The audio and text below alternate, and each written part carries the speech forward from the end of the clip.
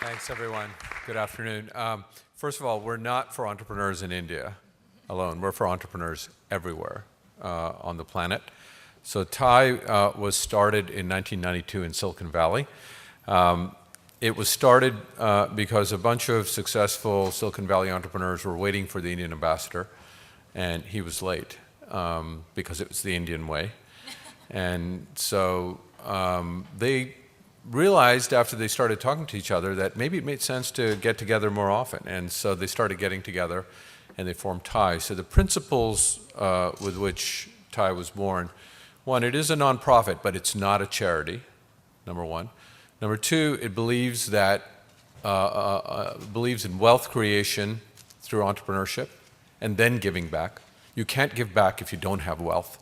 So it's first create wealth through entrepreneurship and then give back. And right from the beginning, those principles were about business principles and not about, about charity. It's really important to understand that because in the end, entrepreneurship is business. Yes, social entrepreneurship is important, but social entrepreneurship is also business. And in order to be a successful entrepreneur, you have to operate with business principles. And so Silicon Valley chapter was formed in '92. There really was no plan to make it global then, but it was successful in Silicon Valley, so we in Boston started chapter number 2, and we started chapter number 2 in 1997. So now the important thing to understand about how it's governed, the organization is governed first and foremost by successful entrepreneurs that we call charter members.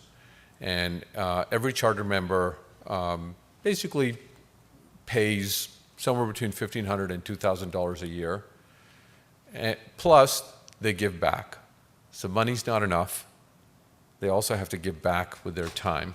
Now, in reality, my experience both at TIE Boston and TIE Global is it turns out to be a third, a third, a third. So a third of the charter members are very active. A third get engaged every so often if they get interested in an entrepreneur, and a third basically send their check in every year, right? But think about this: we now have 2,500 charter members across the globe. In Boston, we have about 130, and these charter members are really the governing force behind TIE. We don't try to raise money like a charity. We just don't. But we do have membership, and members do pay, but it's not really about membership dues and things like that. It's really about these charter members who sort of give back. That's the core of the organization. So as I said, TIE Boston was number 2 in '92. Now we have 62 chapters around the world, 2,500 charter members, 12,000 members. I think this next slide sort of walks through it.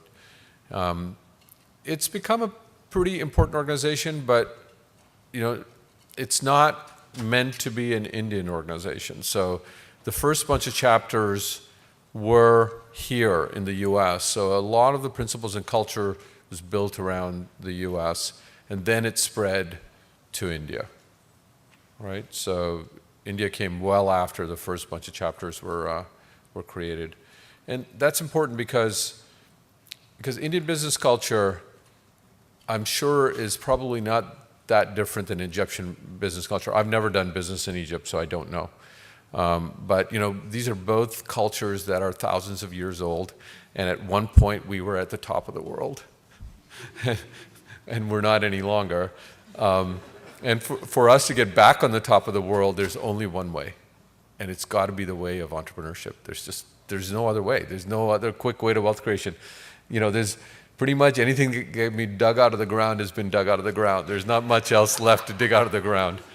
And there's not that many countries to conquer anymore. So your only option is entrepreneurship, right? And the game of entrepreneurship, whether we like it or not, is set by the rules that are developed here, particularly in the US, right? And so we have to play by those rules.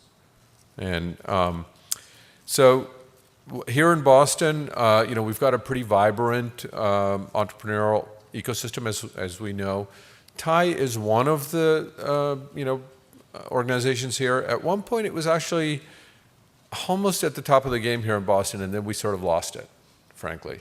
And I think partly we lost it because we lost our nerve. I mean, we really were the #1 organization in the 2005-2006 by all measures, number of meetings, events, the size of our annual conference, all of it.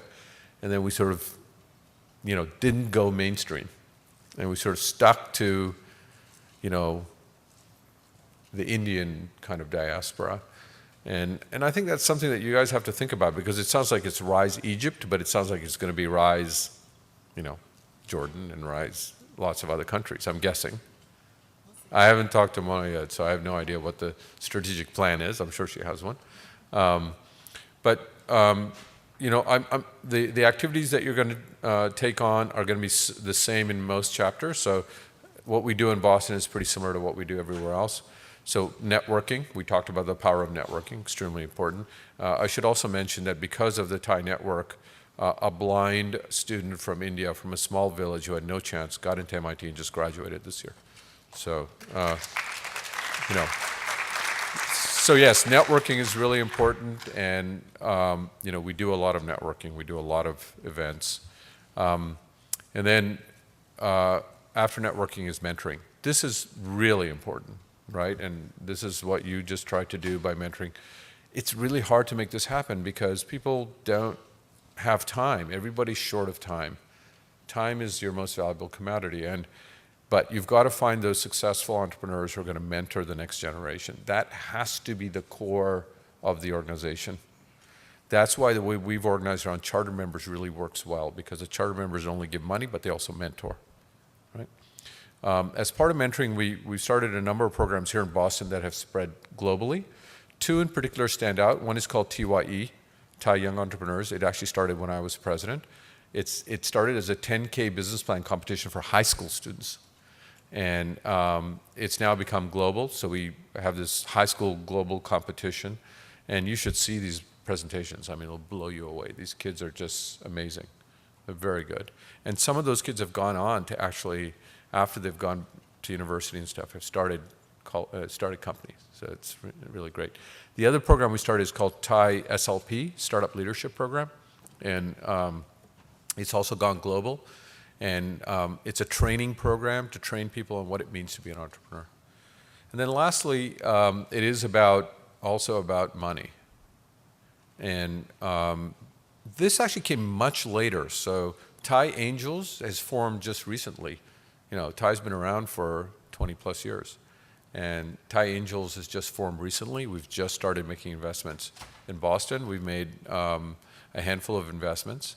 And this is, again, primarily charter members who are writing checks into companies. But it came later. I mean, first it was about networking, mentoring, then it was about investment. Even though entrepreneurs, somebody asked the question, what do you need from us? And not one of them said money, which kind of surprised me. But usually entrepreneurs need money. I mean, without resources, it's hard for them to do what they do. But what they don't realize is they need mentoring first. And mentoring is very valuable. So these are some of the TIE Angel companies that have been invested in right here in Boston. And I don't know if you know any of these companies, but they're in multiple fields. A couple of healthcare companies, a couple of marketing analytics companies. I'm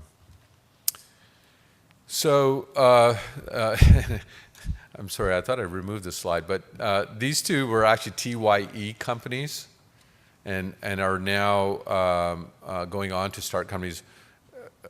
I wanted to remove this because one of them, the top one, is my son, with actually his friend from high school who went through TIE. They both went off to college. They both got together in Silicon Valley. Tim Draper's given them some money, and they're doing a startup called TalkTop. So the stuff, I mean, it's only 4 or 5 years, and you've got sort of the next generation who've been trained, who've been mentored, and now can go out and on their own attract, top VC dollars. Thank you.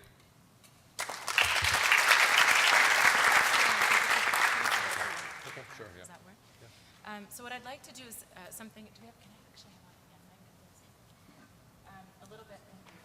like to do something a little bit differently right now, because Vinit has been very patient and his father's visiting from out of town, and I'd like him to get back to his father. My parents just came into town, so I really have to go spend time with them. We wanna As a good son. Yeah, yeah.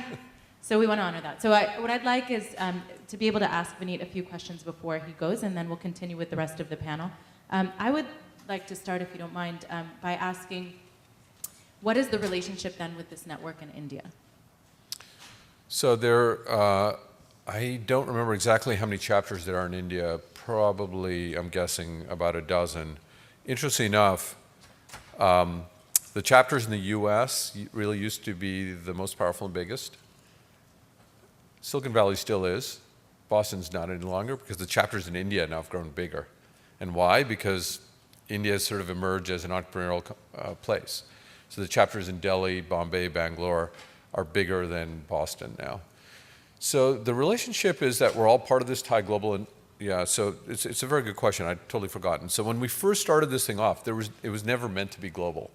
So it was Thai Silicon Valley, and then Thai Boston started up, and we started up with our own charter, with our own legal entity and everything. And a few years later, a few other chapters started like that, and we said, hey, we should create Thai Global. It was hard now reverse engineering everything into a global organization, but all of us agreed to give up our charter to this thing called Thai Global, and we created this Thai Global Trustees.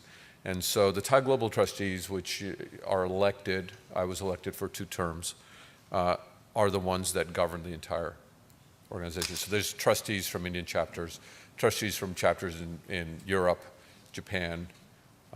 We don't have any chapters in MENA, as far as I know, but we do lots of other places. So would you say that it was about establishing a culture of entrepreneurship wherever it was in the world? Or was there a direct relationship between the idea of wealth creation through entrepreneurship and reinvesting in India? Or was that a secondary? I think the only impact that Thai had on entrepreneurship in India was we did have an impact on changing the laws in India to allow venture capital, the venture capital industry to get set up in India.